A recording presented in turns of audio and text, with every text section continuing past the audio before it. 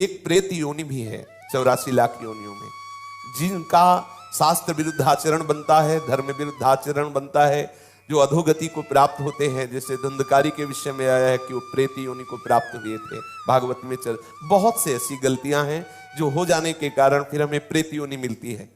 बड़ी भयानक कष्टप्रद स्थिति होती है।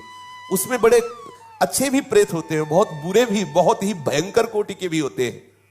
और ये स्वयं सृष्टि में कुछ खा पी नहीं सकते। नदियां बह रही लेकिन प्यासे तड़पेंगे, एक बूंद पानी नहीं पी सकते।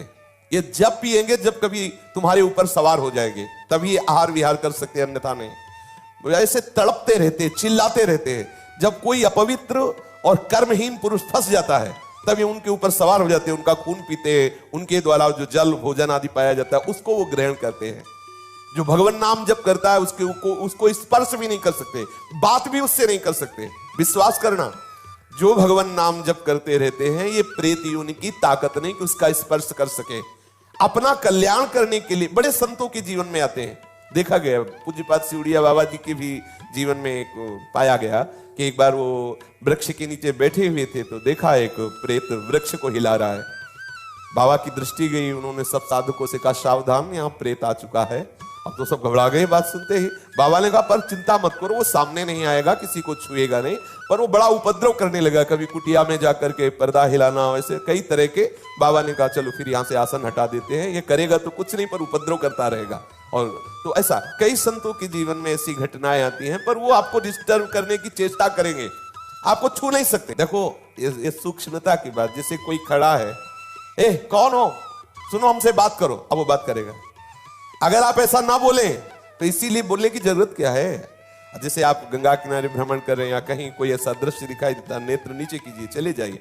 आपको अगर शंका है कोई खड़ा है क्या, क्यों शंका करो, चलो चुपचाप आगे बोलो। ए कौन है, सुनो बात करो हमसे, तो फिर बात कर लेगा तुमसे। जैसे उनकी वृत्ति मलिन होती है, तो जब तक आप अपवित्र नहीं हो, जैसे जूठे मुंह हैं, ऐसे ही सब अपवित्र हैं, गंदे आचरणों का चिंतन कर रहे हैं, उनको प्रवेश होने की गुंजाइश है। कोई न कोई ऐसी घटना करेंगे जिससे आप उनसे आकर्षित हो, वस्त्र के द्वारा या किसी आसन के द्वारा।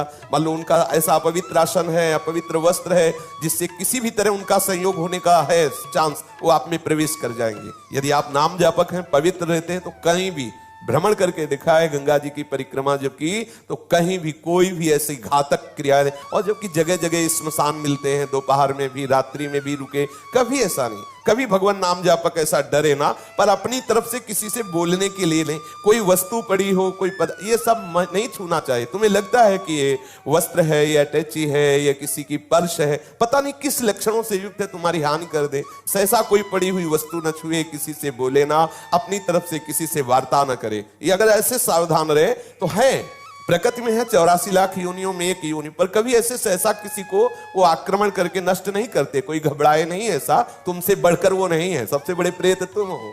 यदि आप अपने में रहो तो लाखों प्रेत आपके अधीन हो जाए।